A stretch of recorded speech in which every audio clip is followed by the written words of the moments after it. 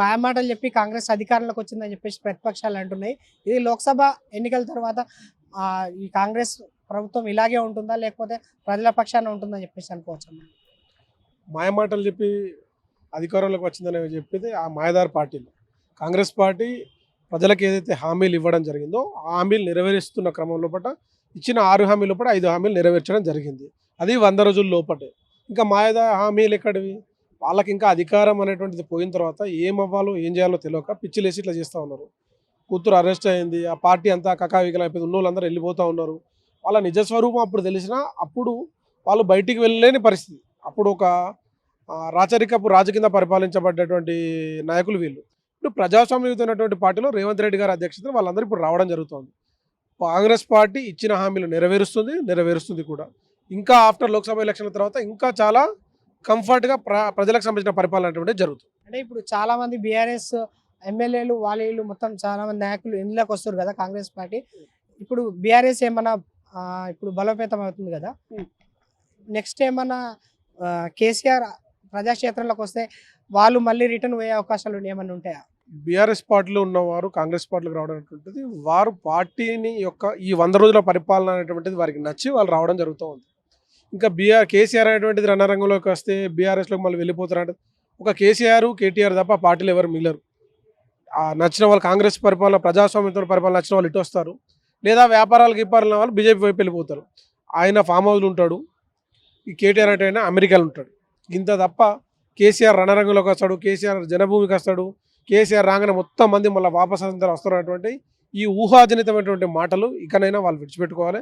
జాతీయ స్థాయిలో రాహుల్ గాంధీ గారి యొక్క నాయకత్వాన్ని దేశ ప్రజలు కూడా కోరుకుంటున్నారు. అంటే ఇప్పుడు జాతీయ స్థాయిలో మెయిన్గా చూసుకున్నట్లయితే బీజేపీ ఎక్కువ ఉంది కదా సార్, ఇప్పుడు ఎన్ని సీట్లు వచ్చే అవకాశాలు ఉన్నాయని చెప్పేసి మనం భావించవచ్చు సార్?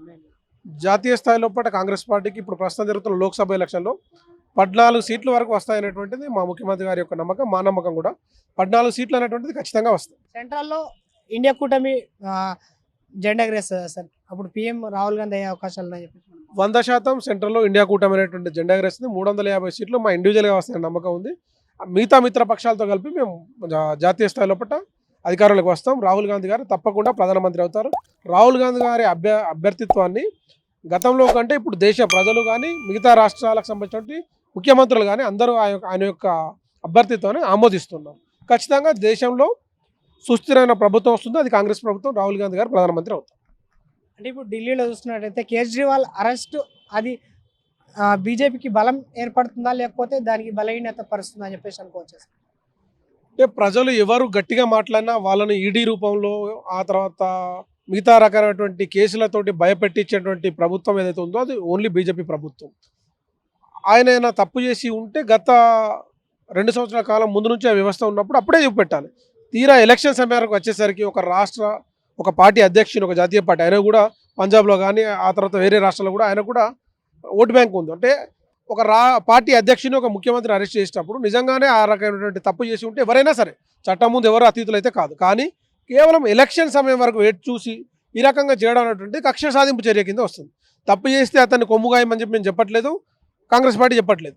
కానీ ఎలక్షన్ సమయంలో ఒకనొక దేశంలో ఎలక్షన్ షెడ్యూల్ వచ్చిన తర్వాత ఒక ముఖ్యమంత్రి మీద నువ్వు వేయడం వల్ల ఏమవుతుందంటే ఆ క్యాడర్కి సంబంధించిన నైతిక స్థైర్యాన్ని దెబ్బతీసి వాళ్ళని మానసికంగా డిస్టర్బ్ చేసి ఆ యొక్క ఓటు బ్యాంకును కొల్లగొట్టుకునే ఉద్దేశం. అంటే ఈ రకంగా సామధాన భేద దండోపాయాలు వాడి మోడీ అనేటువంటి వ్యక్తి మళ్ళీ రాజ్యంలోకి ప్రధానమంత్రి కావాలని కోరుకుంటున్నాడు. కానీ దేశ ప్రజలు దానికి సిద్ధంగా లేరు. దేశ ప్రజలు విఘ్నులుగా ఉన్నారు. ఈయన ఈ దేశంలో ఏం చేశాడు అంటే ప్రభుత్వ ఆస్తులు అమ్ముకొని విలాసవంతంగా రీసెంట్గా చూశారు కదా, 15 లక్షల కోట్ల రూపాయల అప్పులను కూడా వాళ్ళకి సంబంధించిన అదాని అంబానీకి సంబంధించిన అప్పులను కూడా మాఫీ చేశాడు. పేద ప్రజలకు సంబంధించిన అప్పును ₹1 మాఫీ చేయడానికి నాకు చేత కాదు. అస్సాంలో కానీ మిజోరాంలో కానీ ఈశాన్య రాష్ట్రాలు జరుగుతున్నటువంటి మారణకాండను అక్కడి దగ్గర వెళ్ళడానికి నాకు టైం లేదు, కానీ ఫోటోషూట్లకు వెళ్ళడం, ఆ తర్వాత ధనిక వర్గాలకు సంబంధించినటువంటి లోన్లకు సంబంధించిన వే ఆఫ్ చేయడం ఇదే ఆయన పని. తద్వారా పెట్టుబడిదారి వ్యవస్థకు ఈయన ఊతం పోస్తూ ఉన్నాడు.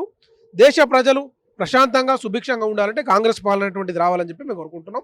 ప్రజలు కూడా అందుకు అనుకూలంగా ఆలోచనలు చేస్తున్నారు. ఓటు రూపంలో వాళ్ళు రిజల్ట్ తొందరలోనే ఇస్తారు. 543 సీట్లకు 400 గెలుస్తా అని చెప్పేసి మోడీ అంటున్నాడు. అక్కడ పక్క రాష్ట్రాన్ని 175 అంటాడు, 500 400 అంటాను. ఇదే పనిగా వాటి పైల పచ్చ చేసుకొని నెంబర్లు వేసుకొని ఇట్లా అంటారు. కానీ ఇది ప్రజాస్వామ్యమైన దేశం. ప్రజలు నీకు ఎందుకు ఓటేయాలి? నువ్వు దేశం లోపల తీసుకొచ్చినటువంటి ప్రత్యేకించి తీసుకొచ్చినటువంటి ఏమన్నా ఈ మోడీ ద్వారా ఇంకో ఇది జరిగింది అనేటువంటి చెప్పదగ్గది ఏమైనా ఉందా? ఏమైనా హిందూ ముస్లింల మధ్య గొడవలు పెట్టడం కాకుండా ఇప్పుడు మేము ఒక ప్రాజెక్ట్ తీసుకొచ్చినామని చెప్తాం. ఇప్పుడు రీసెంట్గా ఇప్పుడు దేశ ప్రజలందరూ వాడుతున్నటువంటి ఆధార్ ఏదైతే కాంగ్రెస్ పార్టీ తీసుకొచ్చింది, ఇట్లా దేశ ప్రజలకు ఉపయోగపడేటువంటిది ఏమైనా ఉందా? ఏమనంటే 370 ఆర్టికల్ రద్దు చేసిన అంటాడు. 370 ఆర్టికల్ వల్ల ఏమవుతుందా? దేశ ప్రజలు దేశంలో ఉన్నటువంటి కాశ్మీర్ నుంచి కన్యాకుమారిలో మానమూర ప్రాంతంలో ప్రజలకు ఏమైనా ఉపయోగం ఉంటుందా?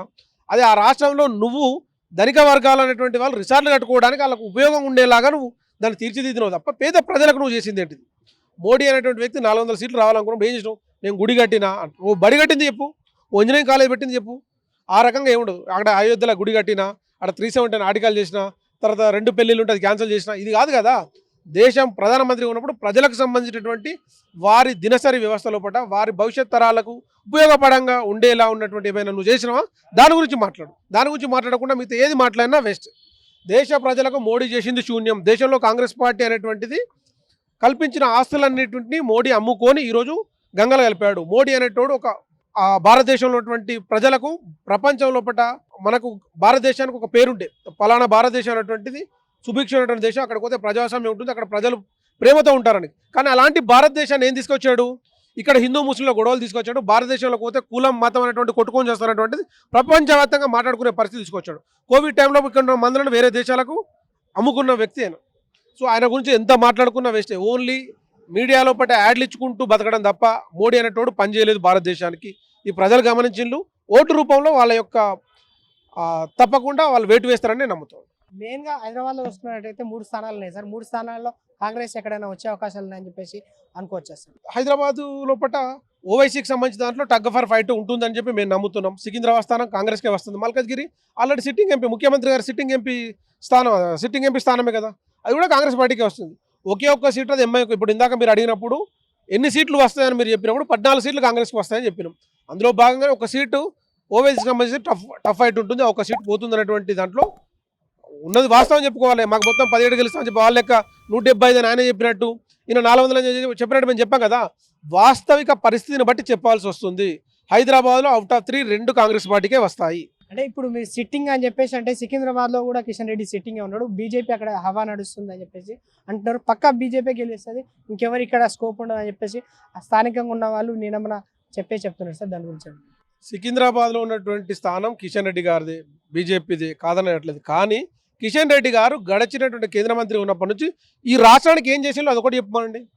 కానీ మేము మా ముఖ్యమంత్రి గారు ఏదైతే ఉన్నారో అక్కడ మల్కజ్గిరి నుంచి పోటీ చేశారో తద్వారా ఆయన చేసినటువంటి మంచి పనులు, ఆయన ఉన్నటువంటి పేరుతోటే కదా రాష్ట్ర ముఖ్యమంత్రిగా ఆయనను చూపెడతారు కదా తెలంగాణ రాష్ట్ర ప్రజలు ఆయన ఓటు వేసింది. తెలంగాణ రాష్ట్రం ఈరోజు ప్రభుత్వం ఏర్పడిందంటే the one and only reason అటు రాహుల్ గాంధీ గారు, సోనియా గాంధీ గారు, ఇక్కడ కేవలం రేవంత్ రెడ్డి గారు మోహన్ చూసే కదా తెలంగాణ ప్రజలకు నమ్మకం కలిగింది.